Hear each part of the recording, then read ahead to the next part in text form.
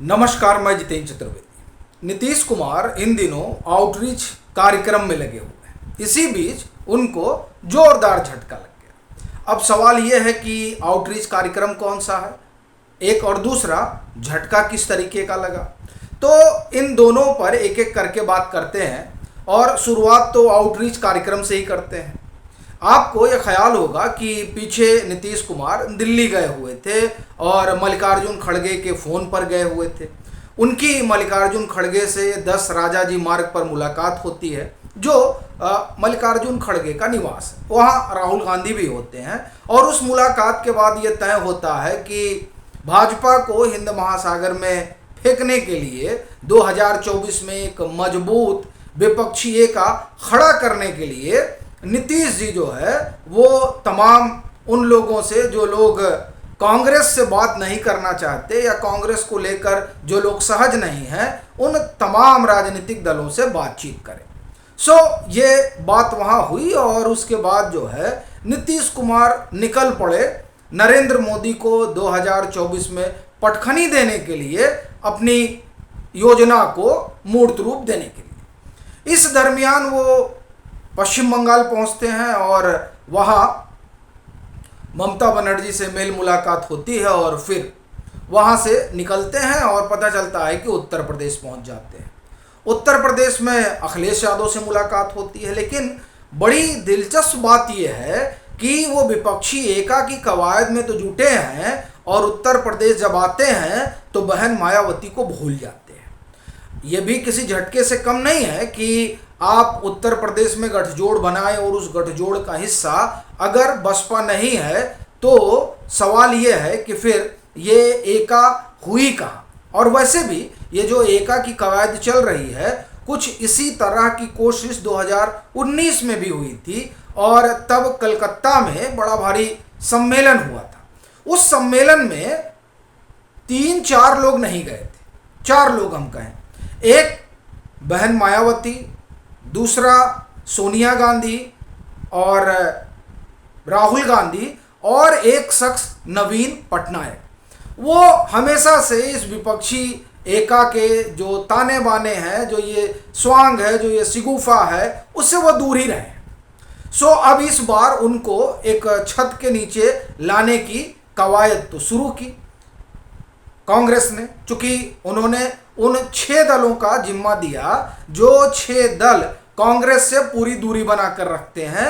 उन 6 दलों को नीतीश जी ने मनाने की कवायद शुरू की, जिसमें 2 से मिले और तीसरे नवीन पटनायक के पास वो पहुंचते हैं। अब पता चला कि दरअसल झटका तो वहीं से लगना शुरू हो गया, और वो झटका बताता हूं फिर आगे। क्योंकि अभी क्या हो रहा है कि जब से आउटरीच कार्यक्रम शुरू हुआ है तब से नीतीश जी को झटके पे झटका लग रहा है। वैसे मैं कहूं कि आउटरीच कार्यक्रम ही क्यों, असल में वो जब महागठबंधन का हिस्सा बने तभी से उनको सदमे लग रहे हैं।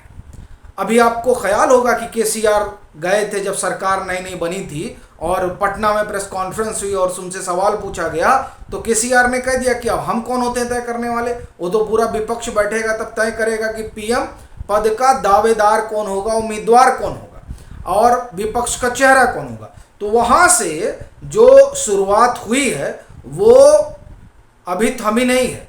नवीन पटनायक से मिलते हैं नीतीश कुमार। नवीन पटनायक कहते हैं कि देखिए पुराने दोस्त हैं हमारे, इसलिए मिल लिए, कोई विपक्षी एका वकाल यहाँ मसला नहीं है। मतलब ये हुआ कि दोस्ती है अपनी, पुरानी जान पहचान है, सो हम लोगों ने मिलकर चाय पी ली, और ऐसा नहीं है कि हम वहाँ कोई एका करने जा रहे हैं। अब ये नीतीश जी के लिए किसी सदमे से कम नहीं है, क्योंकि वो तो निकले हैं उस जनता परिवार को एकजुट करने के लिए जिसकी एक कवायद 2015 में हुई थी, तब जब महागठबंधन आकार में आया था और तब जब लालू प्रसाद यादव सक्रिय राजनीति में थे। तो उस दरमियान ये कोशिश हुई थी और जनता परिवार का गठजोड़ आकार में भी आया था और मुलायम सिंह यादव को उसका अगुवा भी बनाया गया था, लेकिन मामला बीच में फुस हो गया। और फिर आपको ख्याल ही होगा कि मुलायम सिंह यादव ने वहाँ 2015 के विधानसभा चुनाव में अपने उम्मीदवार उतारे थे सपा के। तो वो जो बात बीच में रह गई थी उसे नीतीश कुमार ने आगे बढ़ाने की कोशिश की। अब वो नवीन पटनायक के दरवाजे पर पहुंचे, वहां भी कुछ हासिल नहीं हुआ। केसीआर आए थे, वो मना कर ही गए थे। फतेहाबाद में जो सभा हुई थी और वो सभा उस सभा में समाजवादी जुटान हुआ था और उस जुटान में ऐसा लगा था कि नीतीश जी को लोग अगुआ मान लेंगे, लेकिन उस फतेहाबाद की सभा में आया कौन था? कोई नहीं आया था सिवाय राजद, जदयू और इन लोग के। बाकी और कौन था? और वाम के कुछ लोग थे। ये जो जनता परिवार को जुटाने का और वो लोग जो कांग्रेस से दूरी बनाए हुए उनको कांग्रेस के साथ खड़ा करने का ये जो योजना परियोजना चल रही है वो फिलहाल फलीभूत होती तो नजर नहीं आ रही है। अच्छा, ये चीजें एक तरफ चल रही हैं और उधर आप देखिए कि जब दिल्ली आए थे नीतीश कुमार तो अरविंद केजरीवाल से मिले थे, क्योंकि आउटरीच जो कार्यक्रम चल रहा उसका हिस्सा ये भी था कि अरविंद केजरीवाल को भी लाना है। तो वहां तो लोगों ने खूब मीडिया से मीठी मीठी बातें की, लेकिन अभी देखिए क्या हुआ है। अभी तलवार खिंच गई है। अजय माकन पोल पट्टी खोल रहे हैं आम आदमी पार्टी की अरविंद केजरीवाल को, खासतौर से उनके शीश महल की।